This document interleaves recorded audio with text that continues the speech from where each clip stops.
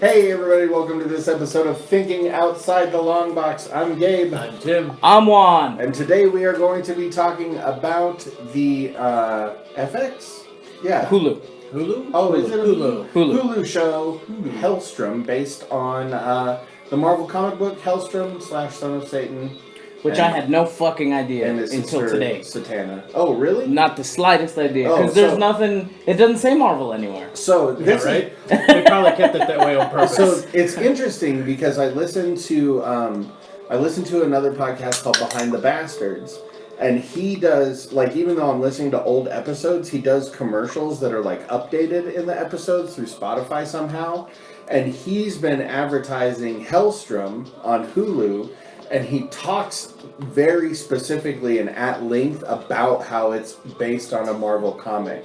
He's like, it's not the normal side of Marvel like you're used to. It's a lot darker and scarier. And what's funny is it's the Marvel comics that I read when I was in the 90s. Yeah, like that's all I read was that Midnight Sun stuff. So I was pretty excited to see what they did with it. But I don't know. It was good. It wasn't bad. It followed the comic fairly well. It did. It hit a lot of the cool key ideas that are in the comic. It just moved a little slower, I think, than I wanted it to. Like, the first season seems like it could have been summed up in, like, 3 episodes. Yeah. And then, like, something could have actually happened. Like, I was telling you last night, like, I watched the first episode with Alicia, and then by, like, episode 2, we were both kind of on our phones, and then by episode 3, she had fallen asleep and I was on the computer. It was good, but it wasn't good enough. So I watched... I don't know. It just felt passable. I watched 6 episodes while I was working, and every time I had the chance to watch it when, like, I was not working, like, I was like, oh, I should sit down and watch a show, I should watch Helstrom, I really should finish it. Yeah. Every time I sat to do that, I chose to watch something else. Like, every single time. So I didn't even finish it. I got, like, 7 episodes in, which is close. I think it's, like, 10. I think. Yeah. I probably watched the entire series, but I only caught the first, like, 1.5. It was just, like, on the TV. Yeah. I liked it because of that. It wasn't a monster of the week thing. It was a progression of the storyline. And that I did like. I think it did a lot of the things that Warrior Nun really wanted to do a lot better, with less nun shotgunning. And that's what it reminded me of. Yeah. Yeah. Very much so. It kind of felt like that. Like, it held my attention at first, and then it petered out quickly for me. I don't know, I just wasn't really into Helstrom. I honestly thought that it presented things that were different for like an Exorcist kind of show. The fact that they're deciding whether or not to exorcise people rather than just putting them in a coma so that the demon doesn't get released back into the populace, I thought was a pretty cool idea. Like, it's probably inhumane as fuck, but I mean, but at the end of the day, they're kind of right. Like, what you're doing is you're releasing the demon to go attack somebody else, right? Because you've not killed the demon. And they're like thinking about it like a war. Like, if these are prisoners of war. Like, if we keep them, then they can't come back and kill us. Like, I do like a lot of the ideas, and I like the way they use the ideas from the comic book. Because I didn't finish the season, I don't really know if, like, Damien's out. Like, if he turns into the Son of Satan at any point. If he hasn't, I assume that's something that they'll put into the second season. Because, like, the thing about their dad in the comics is the devil who impregnated their mom. Right. So they're like the half-human children of the devil. Yeah, they're like demigods. Yeah, and like Satana, his sister, was raised by him, and he was raised by his mom. So she's kind of evil, and he's really tries not to use his abilities because he knows they're like based in evil. Yeah. So the answer to your question is no. No. So he doesn't turn yet. Yeah. But they have a baby at the end that they have to take care of. Yeah. And then somebody else comes and takes the baby again at the very end. So it sets up the second season. Well, I haven't read anything about it. So Helstrom is an American streaming television series created for Hulu by Paul Zibs Zbyszewski. Zbyszewski? Wachowski. Zbywski. Zbywski. That is a fuckload of consonants in one place. Based on the Marvel Comics characters Damon and Satana Helstrom, it tells a standalone story within the Marvel Cinematic Universe. The series is produced by Marvel Television and ABC Signature Studios, with Zuski serving as showrunner. Perfect. Juan, you did great. So I think I read that this was one where I can't remember his name now, but they ended up swallowing Marvel Television into the bigger Marvel brand. Right. Where before this, he was the head of everything television, and what's his name was the head of everything MCU. Right. The movies, and I think that's part of the reason why it doesn't get Marvel branding, because you don't. It's much Marvel. Yeah, because like I said, I had no does. freaking idea until I was gonna post about it today, and I put up Helstrom, and it was like Marvel everything, and I was like, "What the fuck? What's going on?" I mean, so like what's weird is I think the advertising actually leans into the Marvel part of it heavily. It's just the show doesn't really do it. And I didn't see. I don't remember the advertising, and so I just watched the show. so at any point in the show, because like I said, I didn't really pay a hell of a lot of attention to it, does it ever lead on that it might exist in the MCU?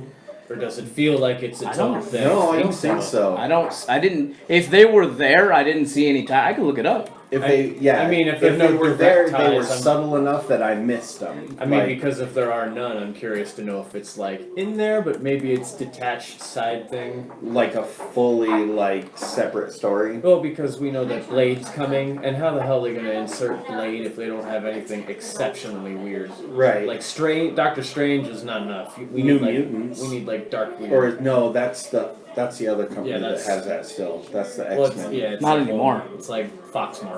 Yeah. I think it's Marvel now. Is it? I think so. Did they buy I think that's why Marvel at the end was just like, I don't give a fuck what New Mutants does at this point, because I'm guessing they're gonna reboot it all. Well, because they have everything ready to go. They're just like, what are we gonna do? We'll just fucking put it out. Who cares? Because it's not part of the MCU anyway. Right. Yeah. So they just And fucking put guess it out. what? That's exactly how everybody responded to it. Yeah, like Oh, they put that out? Who cares? yeah, because Which sucks, because I was pretty excited for it, and I didn't even know it was released, and then somebody had mentioned it, like, has anybody watched this yet? I was like, yeah, because we it's got out? like, the first teaser trailer like 5 years ago. Yeah. It's hard to care about something that takes that long. So I'm trying to. It doesn't look like there's any tie-ins. Aside from places like Portland. And shit. what's the name of the Roxanne? The gas station. Yeah. Right, that's what I was just looking at too. Roxxon. Roxxon. Yeah, Roxanne. That's weird because that's literally been in like every Marvel everything still. Like because it's that funnel for Hydra and AIM and stuff. So Huh. Yeah, no, that's the only that and it takes place in Portland and San Francisco, which I guess some other Marvel things do. Those are the only two 'cause references. Marvel takes place in the real world. Yeah. So second question: do you guys think that this feels like it could exist in the MCU? Yeah. Just be its own thing. I'm hoping that it's part of the Dark Universe, and I know that they've used the Darkhold in Agents of Shield, and now there's a Helstrom story. Yeah. We know that Doctor Strange is going to be in a Spider-Man movie, which usually means Mysterio, who's a little bit a part of the Dark Universe, and hopefully they don't make it all like maybe they give him real magic this time instead of plug-in magic. I mean, he is like the David Copperfield of I the know. Marvel Universe. But I'm just like trying to think through all the different things. Like it feels like they're trying to build up. They're going to do the Blade show. Yeah. What I hope is eventually they get to like a real like a Ghost Rider show because they were doing the Robbie Reyes. It was amazing. Yeah. I feel like they don't want to give us what we want in the things that the fan base really likes, but until like 5 years later when they could say, "Ha ha, we thought about it." Yeah. Well, I feel like so much of Marvel's like movie and show watching fan base right now is younger people Yeah. and like their parents. So I don't really think mom and dad of like, I mean, Hannah's a bad example because you guys would totally be down, but like somebody else their age, like. Yeah, Johnny was watching both of these shows with me. So. Yeah, like Joe America. We're probably bad examples. Like just our families. Just in general. Yeah. But I mean, like Blade is coming, but that's going to be pretty damn brutal for the MCU. Yeah. We know that Deadpool is somehow going to be added to the MCU. Well, I mean, especially now that they have mutants and stuff. Yeah, so they're going to pigeonhole him somehow, and it's going to be violent and brutal. So I'm really curious. Well, and they're going to eventually get to the X-Men stories, and a lot of those are really intense. So especially if they decide to actually cover, actual... series that they've released. Because they're telling really mature stories right now with Mandalorian through Star Wars, so I'm curious to know if they're going to ever attempt that with the MCU and some of the more hardcore characters. That'd be pretty interesting. So, this is giant differences on Rotten Tomatoes. So, the critics gave it a 27%, and the audience gave it an 88%. Huh. So nobody who watched this critically liked it, at all. And almost everybody who watched it as a fan liked it. So here's what's weird about it. It's like I 100% from a critical point of view am not a huge fan of this show. Like it moves really slow. Like it feels like there's like the probably middle. Like 4 episodes just really, really drag their heels and don't like ever become like cohesive. It just feels like they're spinning their wheels. Do we save Mom? Do we not? Is our dad coming? Is he not? Do we save Mom? Maybe. Where's the dude with the skull? But past that, it just doesn't, it didn't ever like gel until closer to the end. And by then you're almost done with the season, and I'm gonna watch the season finale and stuff because I want to, but like the story and the characters and the idea that it might lead into like some of that dark Marvel universe is awesome, but I don't think that this is like a home run by like any stretch of the imagination. So I'm curious because you have a lot of these feelings about things that you know about. Mm-hmm. I wonder if that's the problem, because I looked at it and it is slow. I'll give you it's definitely really slow. There's nothing. I mean it is what it is. But for me, not knowing anything about it, the more and more you learn slowly about who the mom is and she's possessed and what's going on with the dad and what the fuck's going on with the skull, like it ensnared me just enough to want to keep watching because I didn't know anything about it.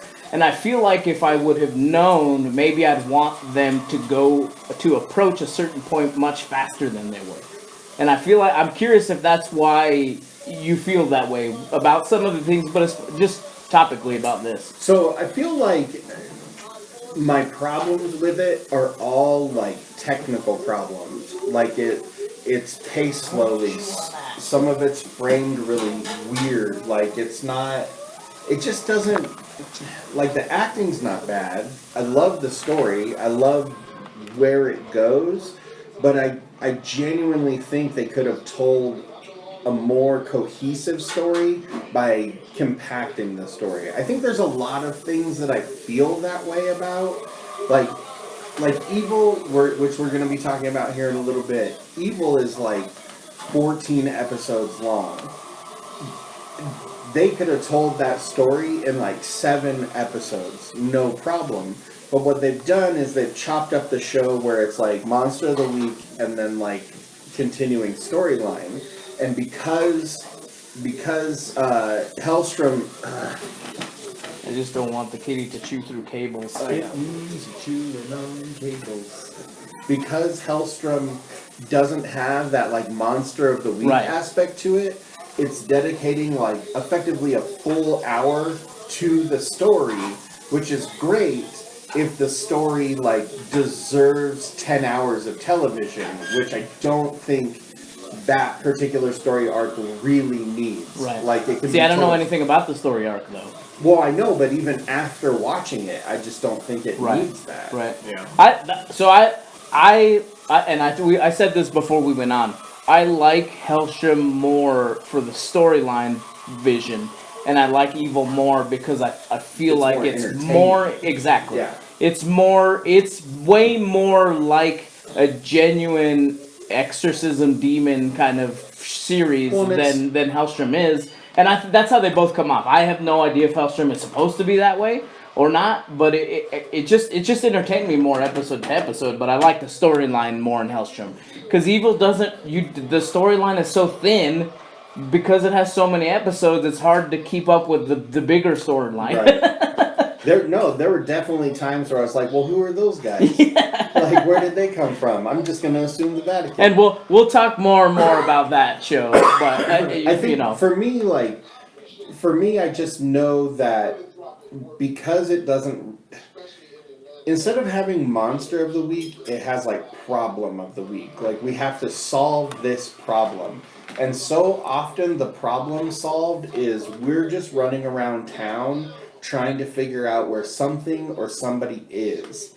And that's not very exciting. Right. Like, it's an awesome story, and I love it. And I love that they stayed pretty true to the source material, but I miss something to hook me into every episode besides we're trying to find something or someone. And like, I think that's part of what Warrior Nun suffered from too. Is it was always just a scavenger. Yeah, every episode is just like a weird scavenger hunt. The that problem goes is on nowhere. that one there was no action. There Oh, was yeah. way more action in Helstrom than Yes. there was We for had Nun. a nun with shotgun in the name. Like Doyle said, lose to that shotgun a lot. She was disarmed very easily. So I don't want to talk about Warrior Nun because it made me very angry. But at no point did I ever think to myself, Helstrom is as bad as Warrior. I'm just saying, like, some of the flaws in Warrior Nun are present in Helstrom, Right. but not to that level. Like, Damien Helstrom, he does stuff. Yeah, and yeah. like he does use his So powers. does his sister. His sister uses her Fucking powers. in within 10 minutes she's throwing a dude off a fucking building. I thought that was cool. I did too. And I think, like I said, I think for me, genuinely, it was just not knowing. It was just, okay, I'm hooked. Like, this fucking, it wasn't the most exciting thing, but she just threw somebody off a building. She crushed a dude in another episode. A fucking Asian who, I guess, loves $1,000 shoes, like, stabbed a dude with a pickaxe in the back. Like, those are things that got me really excited. Right. Even though the whole hour wasn't like bam, bam, bam, bam, you know, and I think that's what kept me in. So the murder is what got you excited. Yeah, of course. I think I just think that's my problem with it is like for each hour there's like 10 minutes of something actually happening and then just a lot of like shuffling from place to place. And I don't That's when I tuned out. I don't hate it. Unfortunately. It's definitely background noise television. And I think some of it is because I'm assuming I didn't look to see if there was an announcement on the second season already. But I think that's where it's going. Yeah. You know, I think that's why some of these shows do that. Like, I think Warrior Nun was the same way. You know, they thought that it would be cool to leave a lot of action for the second season. They were wrong. Juan, it's just the pilot season, okay? It could be. I hate that notion. Right? I hate the notion of a pilot season or like, oh, just watch 6 episodes. And you know what sucks is that producing some of these shows has gotten so financially easy that they can do that now. Yeah, like a pilot season. Like CG is so cheap, practical effects are, reasonably affordable if you do it right. Like, you The can problem produce is a shitty television show for next to nothing and torture people. When did we go away from like giving a show a chance like that? Like I still watch it. I watch Seinfeld. Of course, this is a different topic, but I watch shows like that. And they're just funny. They suck me in. They don't have a storyline. There's nothing I don't like. You know what I mean? I feel like I approach every show like that. And then, I'll watch for this especially, for what we're doing here especially. I will try to demolish the whole season. Doesn't matter what. Doesn't matter. I try. Yeah. Sometimes I just can't. We did today. Yeah, we did. We watched the entire first season of Evil today. It was pretty fucking rad. So, like, I guess for me, I think the move that I really see the shift away from it's like the shift away from appointment television into like binging television. Like that notion that like every Wednesday, like there's this block of comedy, and some of it's gonna be really funny, some of it's gonna be not. It's effectively like a 5-hour long sitcom. Like the characters are interchangeable, the stories are interchangeable, you know. This family's funnier to you than this family, but to the guy that lives next door to you, this family's funnier to him than this one, you know. And that notion that like here's this block of comedy with like broad appeal, or like here's this block of police show, fire department show, hospital show, you know, and This Is Us, you know, those kind of shows that apply to that broad base. We've really gotten away from those kind of shows in the like pretty recent like years. I think so. Because we're so focused on like that binge watch. Like we want something to be entertaining for like a sustained amount of time, not just this is the show we put on like while we're eating dinner and like, you know, then we go do our own thing at the end of the night.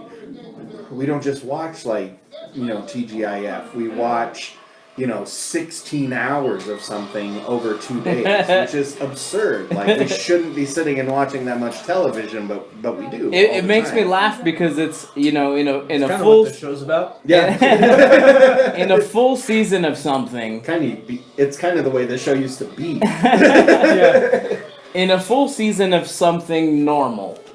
You know, let's say if The Office came out, right, you know, with a brand new season, there's generally going to be, like, in a full, I don't know what they did, 18 episode order, in a full 18 season, 18 to there's probably 3 or 4 episodes where you're like, nah, they were alright, but overall I love The Office, you know what I mean? Mm-hmm. And I feel like we can't have that anymore. I feel like that's a thing in shows like this, where you're like, episode 3 and 4 sucked, and so that made me think of the show differently. In a show like Helstrom, absolutely, because it's trying to tell a story. But in a show like Evil, totally works fine. You can have it done. Exactly, like that's exactly what I was gonna say, and I Should I answer this scam call? No, I feel like Are they calling our number? I feel like no. Oh. So like I'm exactly where Tim is, because.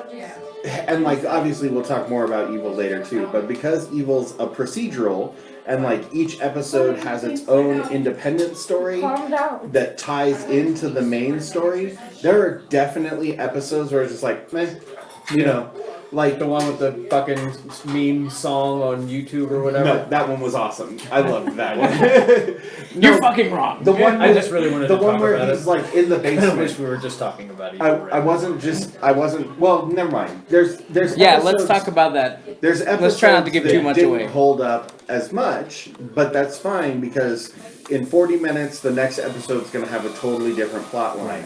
Whereas like something like Game of Thrones is a perfect example. They're telling a story from beginning to end. That first season amazing, second season amazing, third season amazing, fourth season okay, something's gone wrong here. And then like that last season, you're just like, what the fuck happened? Like, and it's not that it lost people's interest. It's that the show like lost its momentum and its ability to be a good show. Mm-hmm. So with something like Helstrom, I want to watch the whole season. There's definitely episodes that I don't think need to be there. Aww. And the reason that affects like how I think of Helstrom more is because that's the only story that's going on.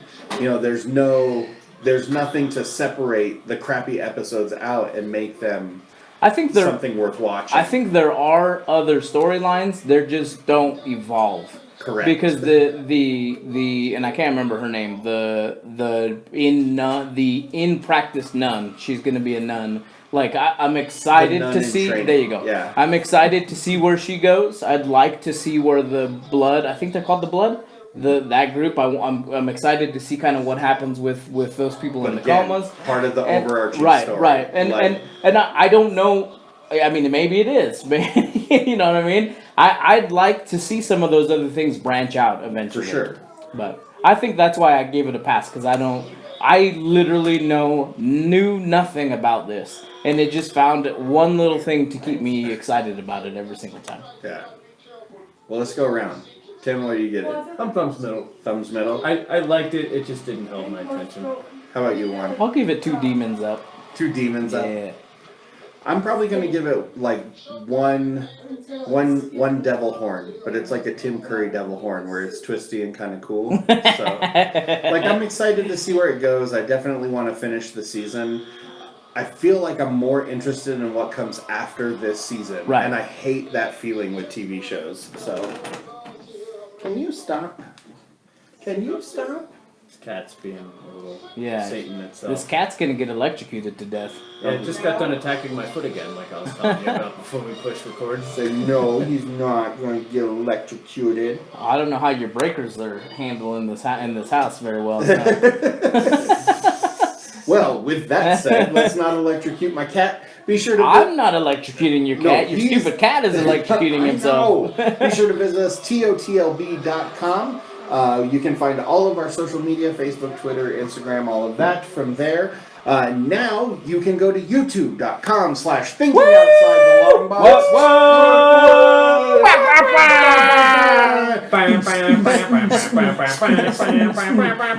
Oh, Sophia's running over here for something. That sounded more like a cry for help. Yeah. Somebody's ears Yeah.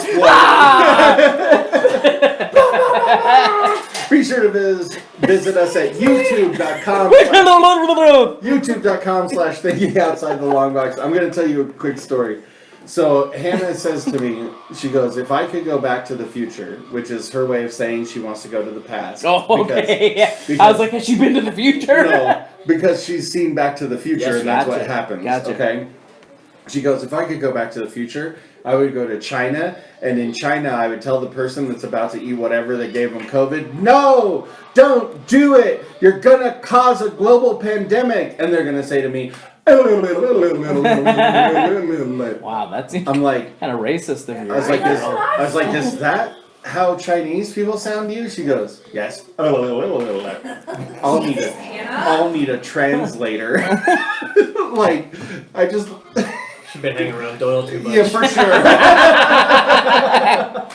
If you have any opinions on anything that we said, including how horrible my daughter thinks everybody is, be sure to give us a call, 970-573-6148. Leave us a message on the Michael Kirk Memorial Hotline, and I forgot right there in the middle, support us on Patreon, patreon.com/TOTLB.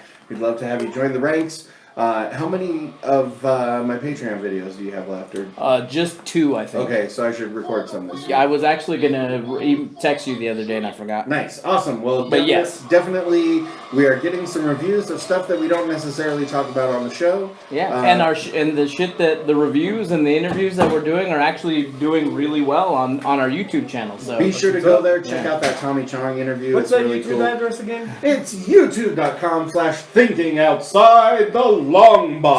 So the Tommy Chong one's not on YouTube yet, but it will be there soon because I wanted to give it time to marinate on the audios.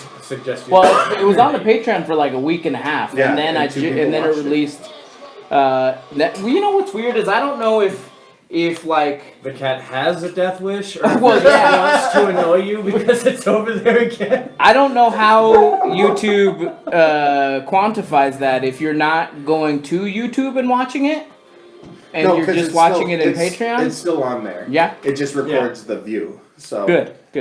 The Audrey Earnshaw review has gotten 150 views, which is really big for us in like a month. Fucking rad. It is pretty rad. Did she or anybody else host the video? No. He just did a review. Yeah, it was cool. They sent us a copy of the movie, and we did a review. Yeah, we were probably really one of the first people that had a review out. So did an interview this week. Oh, with man. Chloe Levine? Yeah. Don't worry, I got your back. Thank you. That was really cool. She was in I don't know if it's the OA or the OA. I don't know how they say that. She's an OA Trinkets. OA, see? That's how you say it. She's an OA Trinkets. The Defenders, Mr. Robot. And she was also in a movie. Where is she in Defenders? One of the side people. I'd have to look it up again. I more or less just look for the titles that people are in and then go from there. She's also in a... Just because I think I was the only person on the show that liked Defenders. I know, I like the Defenders. She's also in a couple Shudder exclusives, Transfiguration, and... she's got a movie called Antarctica coming out. Yeah, it's coming out. So it sounds like she does a bunch of horror. No, not at all. Oh. Like a lot of science fiction. She does a lot of genre work, but Okay, that's what I mean. yeah. And then she also is coming out with something called Alaska. No, that, Alaska or Antarctica? Both. Oh. Yeah, one called Alaska that she kind of described She's as doing being, North and South Poles. yeah, that she kind of described as what is that movie called? Ice Age and Ice Age 2. No, it's the one where they filmed the kid like over time. Oh, yeah. It's not I don't know. Boyhood. Yeah, That's what it's called. So Cool. yeah, she says a lot like that. Nice. So, anyway, I can dig it. past that, Where are you going to find all that again? One more time? you're gonna find it at TOTLB.com and of course at our YouTube station, YouTube.com/TOTLB. No, YouTube.com/Thinking Outside the Long Thinking Box. outside the long. Because It's TOTLB weird. was taken. No, it's so when they Yeah. when you get to 100 subscribers, you can go to the setting and you can claim your URL, but right you on. cannot choose your URL. They give you two options. One that was thinking outside the long box, and then one that was thinking outside the long box, and then you could put something after that. And I was like, what the fuck? Like, it's not going to be thinking outside the long box, TOTLB. Like, that's going to be fucking gigantic. So that was Thinking outside that was the the long- only option I had. I was like, it's- all right. It's Thinking Outside the Long Box 1. That would be funny. That would be really funny. Well, until next time, I've been Gabe. I'm Tim. I'm Juan. Bye. Bye. It's so sad. I thought I heard somebody.